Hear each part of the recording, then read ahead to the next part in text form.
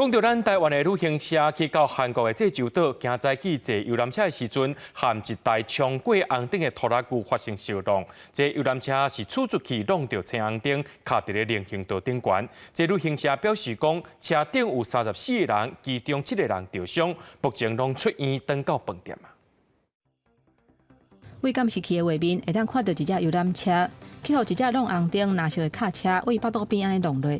游览车失去控制，甲倒边的车红灯弄互倒了后，才阁冲去入人行道。卡车的车母嘛安尼猫落。这是韩国济州市廖天一善义里的12路口。这个发生事故游览车顶悬载的是国内李天下旅行社办理的韩国团体旅游。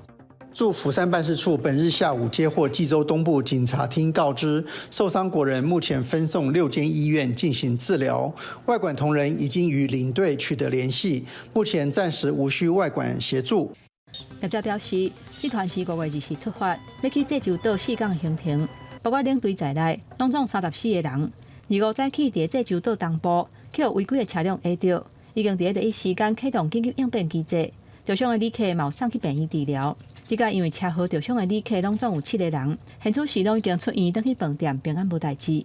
这家旅行社也都有依规定，投保旅行业责任保险，意外死亡险新台币500万元，意外伤害医疗险20万元。